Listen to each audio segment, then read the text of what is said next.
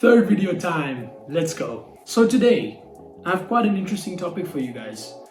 The question is, are iPhone cameras overhyped? Next generation neural engine dedicates machine learning to everything from augmented reality to photography. With a more advanced dual camera system and neural engine, iPhone is again taking us to a new era of photography. A new and improved Pro camera system makes the 12 Pro the photographer's iPhone. The larger iPhone 12 Pro Max takes these innovations even further. So, I don't think many of you guys know, but I use the iPhone XS Max to film all my videos. And I had an interesting conversation with someone that basically said that they want to buy an iPhone XR in 2021. And their justification besides iOS was the better camera. And I thought to myself, is a 3-year-old camera really that good anymore? I mean, let's talk about this. You know, mid-range phones these days actually can do everything.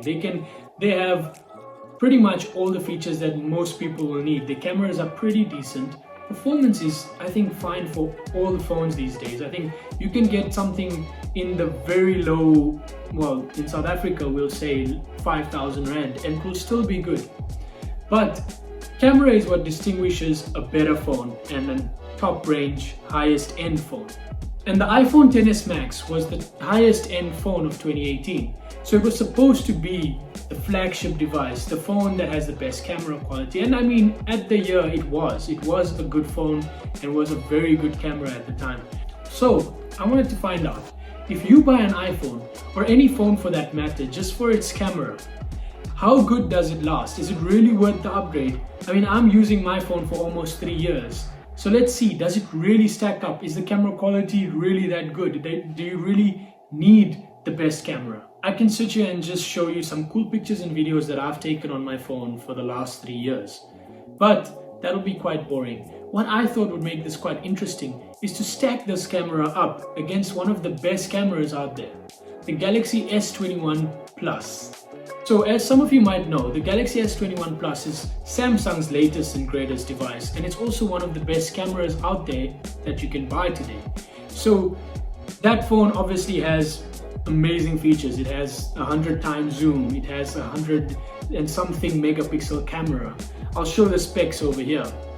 And the iPhone XS Max at the time had a dual camera system. So I only have a wide angle camera and a telephoto camera. So what I'm going to focus on is just the basics, the things that most people would use on a regular basis. And we're going to compare picture quality, the selfie camera, the video quality, and we're going to see how a 3-year-old phone stacks up and whether it's really worth buying if you're planning on holding a phone for a very long time like I did. Okay, let's kick things off with the selfie camera. So the iPhone XS Max only has a 7 megapixel front-facing camera. Meanwhile, the S21 Ultra has a 40 megapixel camera. But let's look at the stills and let you decide first. So we're first going to just see a portrait of me and we're going to see how it looks. You can see that both of them handle the direct sunlight quite the same way, but the iPhone does tend to overexpose a little bit. But you can see that the skin and the contrast is very different on both of them, and I think that's going to be personal preference. Some people like that orangish tint on your skin that the iPhone gives you, some people hate it. I think they both look really good, but I think the iPhone is already holding up quite well here. Now let's move on to video. So with the videos, the iPhone actually can only do 60 FPS on 1080p. Meanwhile, the Samsung can do 4K at 60 or 30 FPS. But I've set both of them on 1080p, 60 FPS to have the most fair comparisons. And as you can see, I mean, let's just have a look. So this is the video quality on the S21 Ultra and the iPhone XS Max. Let me know what you guys prefer. As you can see, they both again handle the sun a bit differently. Sometimes the iPhone tends to overexpose on my skin. You can see it gets a little more whiter than you would like, but I do like the look. I think the overall colors are pretty nice and pleasing to me on the iPhone, but that may be just because I'm used to looking at that for so many years. What do you guys think? I think that they both are doing a great job, but I don't think that the iPhone is doing that bad, and that's my point in this comparison in any case. Lastly, let's move on to low light selfies before we move on to the rear facing cameras. So the low light selfies, as you can see here, the iPhone gets almost absolutely crushed. The Samsung just destroys the pictures at low light. I mean, you can see that there's so much more detail, so much more brightness, and this was a very poorly lit room. And you can see that the Samsung just has a lot more light in, and that's without using the night mode. Anyways, that was the front facing cameras. Now let's look at the rear facing cameras. So the Galaxy S21 Ultra has a crazy 108 megapixel camera. We know that it uses some pixel grouping technology and actually can make 12 megapixel shots as well, and that's what I kept the settings on. The iPhone XS Max's main wide camera is also a 12 megapixel camera. First of all, let's look at a close-up shot of this flower. As you can see, the colors on these phones are obviously very different, and that's always going to come down to personal preference. Samsung's always going to be more contrasty and quite a bit more punchy. Meanwhile, the iPhone leans towards the natural tones, and I think we've all known that for many years now. But this is personal preference. I think that the iPhone just tends to look a little more natural in this picture, and I would still go for that. But the Samsung did pull out a pretty punchy shot. So if you want to make your flowers look good, I mean, I think the Samsung does a good job on that. Now let's move on to the landscape shots. The landscape photos of both of these are looking pretty good. I mean, there's tons of light here, and it's just a very bright photo. Not too much exposure on either end of the phones. I think the iPhone still tends to be a bit better in this regard. I feel like the sky just pops out a little bit more, the grass pops out a little bit more, which is weird because you'd think the Samsung is going to actually push on the saturation. So for this shot particularly, I feel like the iPhone looks a bit more pleasant in terms of the colors. And let's move on to some poor lighting shots. So here you can see a picture of my dog, and you can see that it's a darker environment where I've taken the picture, and the sun is coming from the back. Here the Samsung obviously does way better. I think the exposure is much better handled on the Samsung, but I think they both are still doing a pretty good job. So you can see a picture of me here, and I think this is once again personal preference, but they both made a pretty good shot. I think they both are sharp, the colors are good. This iPhone still tends to that orangish tones, and the Samsung tries to mute your skin tone a little bit. So I think it boils down to personal preference here once again. And portrait mode pictures, I feel like the iPhone just does better. I think where the Samsung obviously takes the cake is that you can do portraits on all the lenses. So you have different sort of zooms. You have 3 different zooms to do your portrait modes. But to me, it just looks a little bit blurry, which is weird. I cleared the lens, I cleaned it, I checked the settings.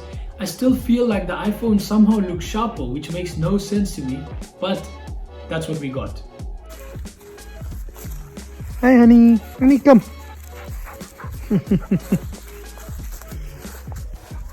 Good girl. Aww.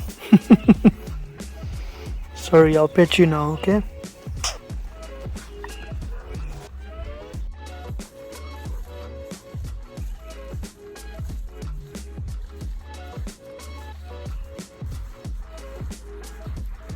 If you look at the video quality, I think the Samsung is really struggling in terms of just keeping the colors and just the overall, I think just the realism of the video. I think it feels like it's trying too hard to sharpen a little bit sometimes.